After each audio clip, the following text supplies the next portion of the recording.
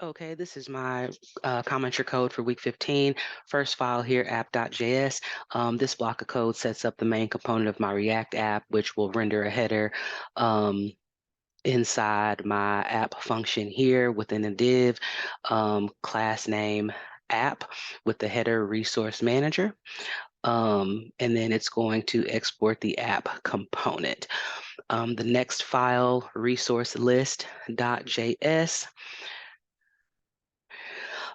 This block of code defines my React component called resource list, shown here. And that manages a list of resources, and it sets up a component in React that fetches resources from an API and allows the users to add new resources and provides functionality to delete those resources as well. Inside my resource list component here, it initializes the state variable using the use state hook reflected there, and it uses the use effect hook here to fetch the data from the API. And it defines the functions handle add resource here, which adds a new resource to the list, and the other function handle delete resource, which would remove a resource from the from the list, which then returns, I've got two divs in here. Nope, sorry, no, two divs in here.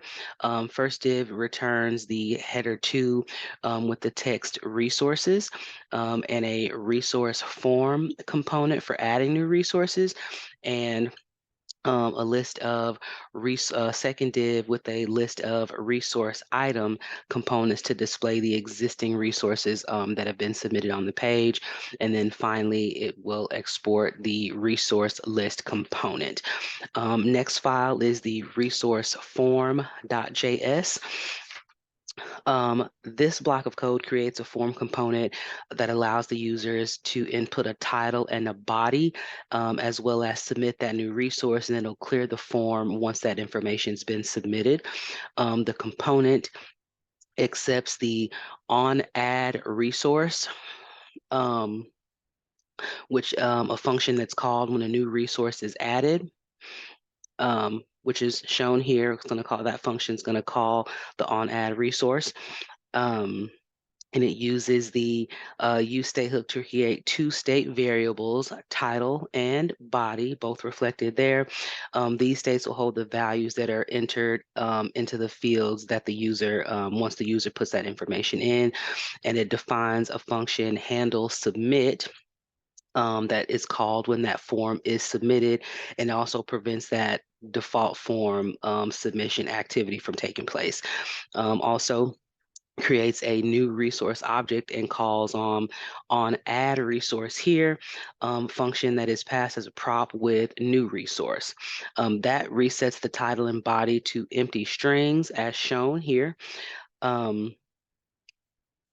After the form has been submitted, and what it renders is a form that is shown inside their respective divs here, labeled text to, I'm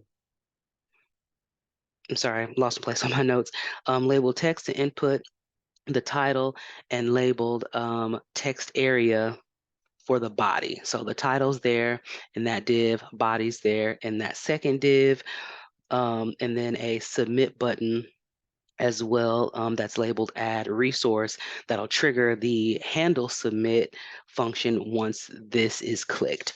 My next file is the resource item.js file.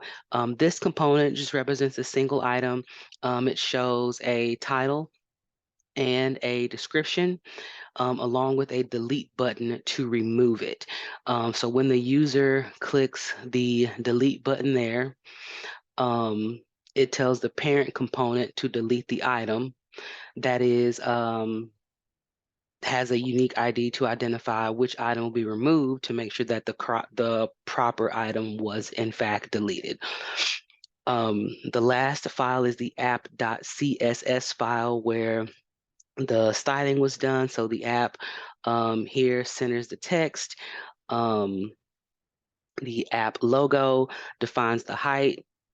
on there. The app media checks if the user prefers reduced motion. The animation um, for .app logo sets an infinite rotation animation.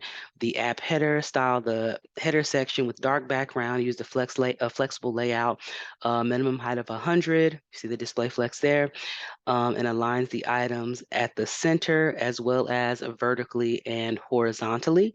Um, and it also adjusts the font size here and adjusts sets the text color to white. The app link sets the color of links within the application, and the at keyframes app logo spin defines the keyframes for the logo spin animation. I'll pull up the web page now. So you've got the header there, resources, your input fields here, the previous resources that are listed. So just to show the functionality, I'll just type in the word test there in the title, test in the body, add resource. That is added to the bottom of the page shown here. And to delete that, simply click the delete button and it removes it. Thank you.